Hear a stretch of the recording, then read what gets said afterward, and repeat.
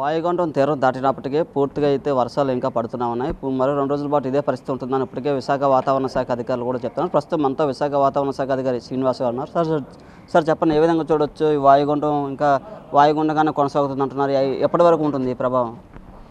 ఇప్పుడున్న ఇంతవరకు మనం చూసినట్టు వాయుగుండం ప్రస్తుతం ఇంకా అది వాయుగుండం అనేది కంటిన్యూ అవుతుంది.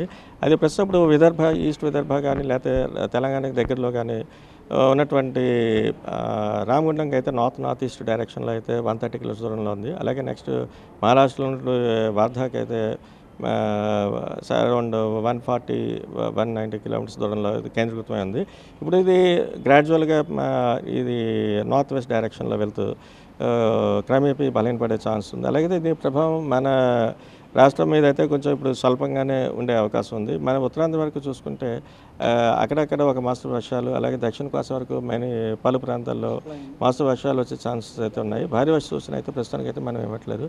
అలాగే ఈదురుగాల ప్రభావం కూడా ఇంకా కంటిన్యూ అవుతుంది. అలాగే నెక్స్ట్ ఈ మత్స్యకాలని ఈ రోజు కూడా వేటకు వెళ్ళొద్దని చెప్తున్నాం. అది ప్రస్తుతం అయితే ఇప్పుడు ఈ రోజు వరకు అయితే ఏం లేవు, ఎటువంటి అలర్ట్స్ మనం ఇష్యూ చేయలేదు. వర్షపాతం ఎంత నమోదైంది, ఏ జిల్లాల ప్రభావం? ఇప్పుడు ఆల్మోస్ట్ అన్ని జిల్లాల్లోనూ కూడా మోర్ దాన్ నార్మల్, అంటే మనకి ఆగస్టు వరకు రావాల్సిన దానికన్నా కూడా మోర్ దాన్ నార్మల్, అంటే సాధారణ వర్షపాతం కన్నా ఎక్కువగానే ఆల్మోస్ట్ అన్ని ప్రాంతాల్లోనూ రికార్డ్ అయినట్టు తెలుస్తుంది. మరి రాబోయే రోజుల్లో మళ్ళీ అల్పపీడనం రాబోతుందని చెప్పి ఇప్పటికే చెప్తున్నారు. ఏం చెప్పారు? అది ప్రస్తుతం ఇట్ ఈస్ అండర్ అబ్జర్వేషన్. అది 1 or 2 డేస్లో కన్ఫర్మ్డ్గా చెప్తాను. అంటే ఇది ఇతర వైపు వెళ్ళిపోయిందని చెప్తున్నారు. ఏ విధంగా ఉండబోతుంది సార్ అటు? అది ఇంకా ఫర్దర్గా గ్రాడ్యువల్గా వీకెన్ అవుతుంది. అంటే మన ఉత్తరాంధ్ర ప్రాంతాల్లో ఏ విధంగా ఉంటుంది సార్ క్లైమేట్? అంటే గత 3 రోజులుగా చూసుకుంటే పూర్తిగా ఎండలు కూడా కాస్తున్న పరిస్థితి.